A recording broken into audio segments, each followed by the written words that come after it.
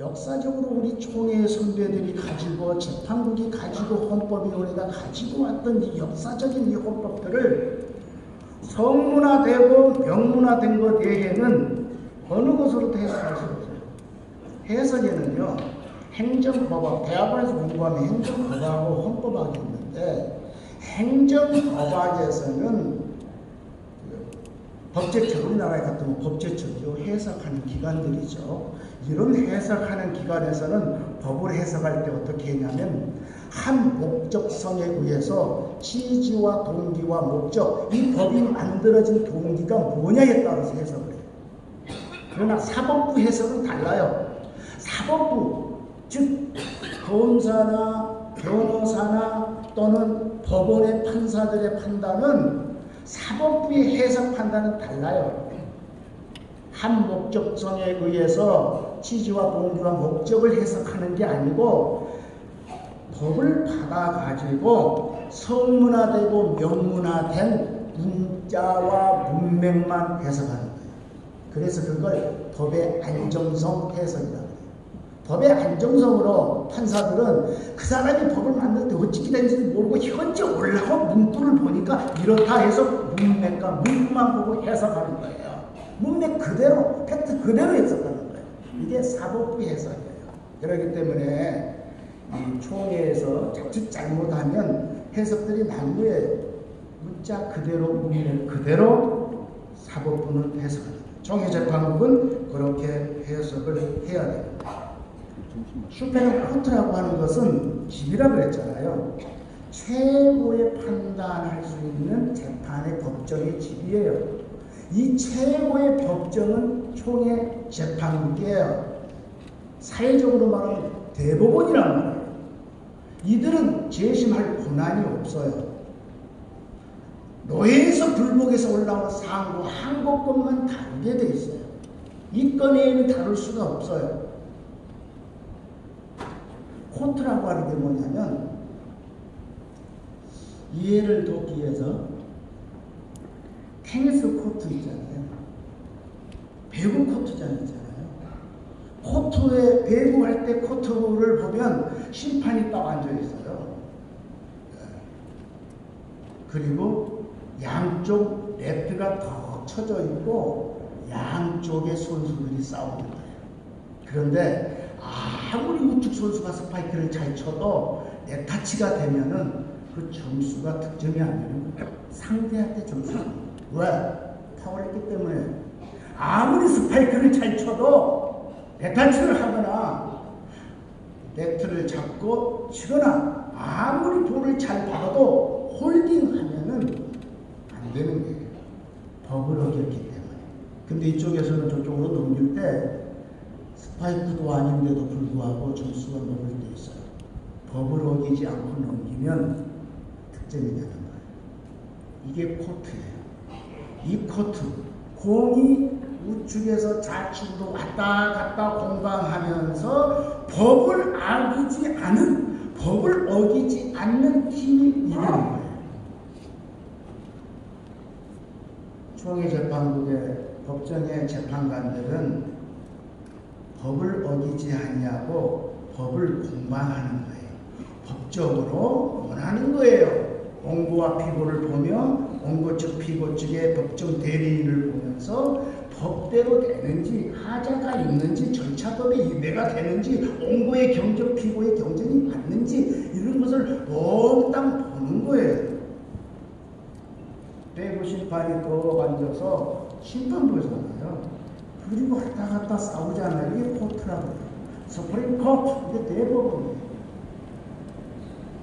하이코트라고 해요. 하이코트, 최고의 법정. 더 이상은 없어요. 이걸 법 원자의 원은 기간원이고 집원자이기 때문에 대법원은 고등법원에서 불복에서 올라온 것만 다루는 거예요. 그것이 총회재판국의 임무예요. 재심이라고 하는 게 뭐예요? 재심. 이 뉴트리얼 다시 새롭게 시작해본다. 또는 그냥 그 류를 빼고 리툴.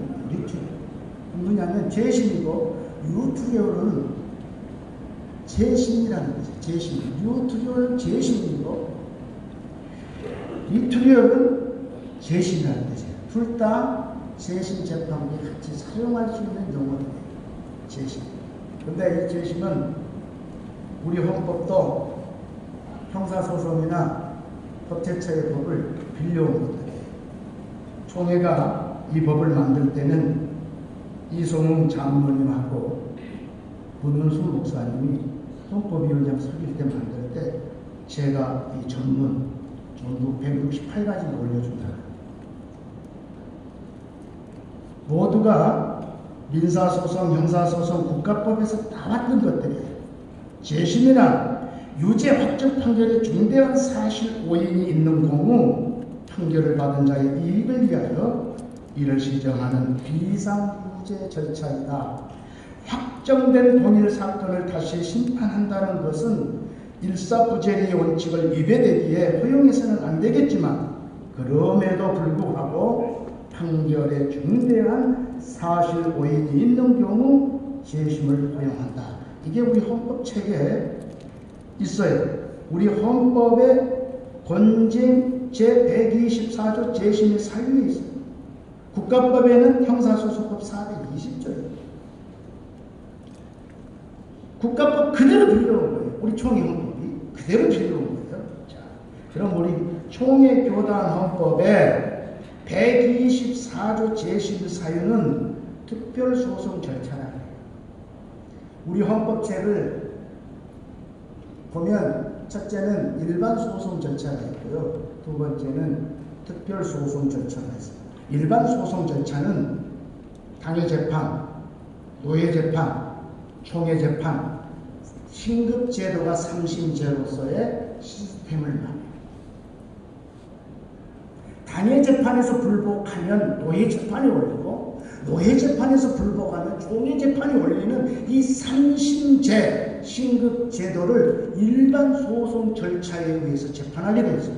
이게 우리 헌법이에요. 재심이라고 하는 것은 특별소송 절차예요. 특별소송 절차에는 세 가지가 있어요. 첫째 하나는 위탁재판이 있어요.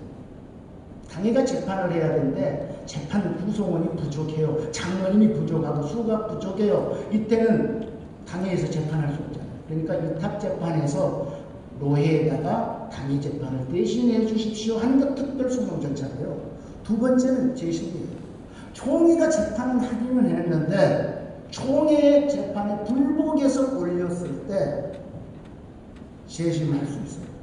이때 재심할 수 있고, 세 번째는 재심도 끝났어요. 그런데 억울해. 그래서 이제 104회기 총회 같으면 총회에서 우리 사정을 얘기해서 총회 3분의 2가 이게 특별 재심으로 보내서 다루도록 한다라고 하면 총회의 각 부장들이 조직을 해서 위원장 부장들이 특별 재판관들이 되는 거예요. 그래서 재판하는 거예요. 그런데 오늘 재심은 그 위탁재판 빼고 특별 재심 뺍니다. 자, 재심은 뭐냐? 재심은 총회 재판이 재판을 했을 때 총회 재판국이 재판을 했는데 억울하단 말이에요. 억울할 때 재심을 청구하게 돼 있단 말이에요. 이때 재심 청구하면 재심직으로 옮기는 거예요. 스프링 코트가 아니고 하이코트가 아니고 재심직으로 옮기는 거예요. 재심직으로. 재심직으로. 그래서 재심재판국으로 옮겨야만이 재심할 수 있어요. 그러면 101회기 때 제가 총회 제2재심재판국 본징 재판장이었어요. 101회기 때. 근데 101회기 때 우리 저기 헌법위원장 고백인 목사님 101회기 때 헌법위원장이 지금 와 있어요. 자, 101회기 때 헌법위원장 고백인 목사였고 저는 101회기 때 제2재심재판국 본징 재판장이었어요. 그때 101회기 때 우리는 헌법위원회하고 우리 재판 재심위원들이 재심재판국 폐지 동의를 했어요. 동의 제청을 했어요. 재심재판국이 폐지가 됐어요. 재심재판국이 폐지되면 법을 안 사람들은 재심이 없다는 거예요. 제가 재심을 해보니까 총회가 은혜롭지 못하고 계속 분쟁, 쟁송, 재판으로 찌눌리기 때문에 재심을 없애버렸어요. 그런데 나중에 102회기 때 재심을 한다는 거예요. 왜 하냐 그랬더니 목사님 101회기 때 재심 재판국이 폐지되었지 재심 재판국 법조항은 살아있기 때문에 합니다. 그러면 방문해 보겠다. 재심 조항이 살아있다면 더군다나 총회재판 못한다. 총회재판. 왜? 재심 조항에 보면요. 우리 헌법 재심 조항에는 반드시 재심 재판국원을 총회장이 15명 구성해서 한시적으로 재판하게 되어 있어요. 이게 재판, 우리 법률이에요. 우리 재판에 살아있는 거예요. 우리 총회 교단헌법 제124조 그 다음에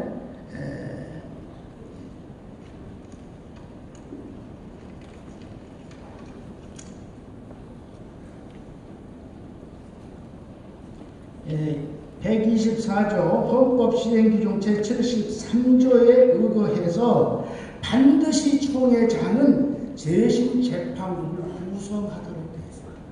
그러니까 구성해서 재심하는 거예요. 총회 재판국은 재심을 못해요. 거기는 총회 재판국의 집이에요. 총회 재판국 집하고 재심 재판국 집하고 달라요. 그래서 항고심, 상고심을 떠났을 때는 총회 재판국은 재심을 못하고 재심 재판국을 구성해서 하는 거예요. 근데 우리 총회는 재심 재판국을 구성하지 아니하고 총회 재판국이 재심했어요. 그러면 법률이 살아있어요. 우리 헌법에. 법이 살아있어요. 반드시 재심을 구성해서 하도록 되어 있어요. 근데 그걸 어겼단 말이에요. 이 절차법도 어겼지만요. 우리 헌법을 위배했고요. 헌법을 다 어긴 것입니다. 제목을 적법, 부적법 제가 제목을 중국말로 해서 딱 갈아서 올렸는데 우리 또 회장님이 해석을 잘 해놨더라고요. 적법, 부적법 딱 해석해요. 시간입니다. 시간이 없기 때문에요. 제일 보면 재심 재판국 구성의 임무하고 총회 재판국 임무가 정확하게 나와 있어요. 자, 마지막 결론으로 총회 재판국의 심판 사항입니다.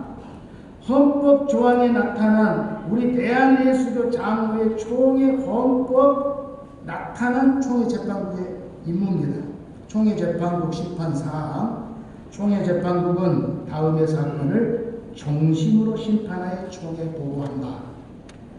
1항이에요. 노예 재판국의 판결에 대한 상고사건 및 이의 불복 신청 사건.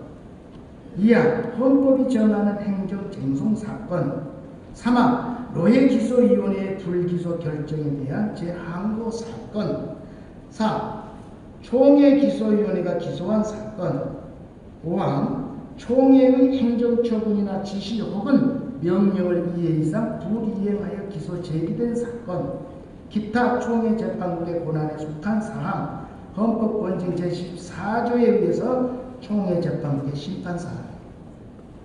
이 사항 외에는 못해요. 절대 재심하라고 안 해져 있어요. 재심은 총회 재심 재판국 심판사항 제6장 특별소송 절차에 의해 제1절 생략, 3절 생략, 제2절 재심재판헌법 제124조에 의해서 유예 1, 2, 3절 절차 중 제2절 헌법권증 124조 헌법시행규정 73조에 의거 재심재판국을 구성하여 재심재판을 하게 하고 있다.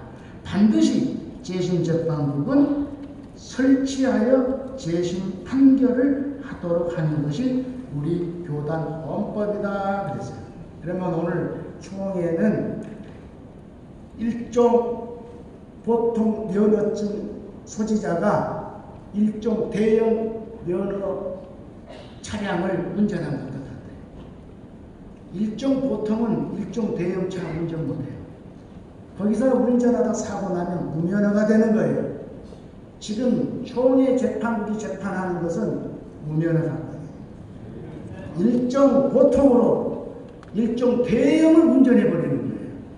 이것은 무면허가 되는 거고, 무면허는 취소가 되는 거예요. 건축 자격증 소지자가 아닌 무허가 건축 건물을 지어서 건축 자격증이 없는 사람이 건물을 짓게 되면 무허가 건물이에요. 이 무허가 건물은 반드시 헐어지는 것입니다. 소원을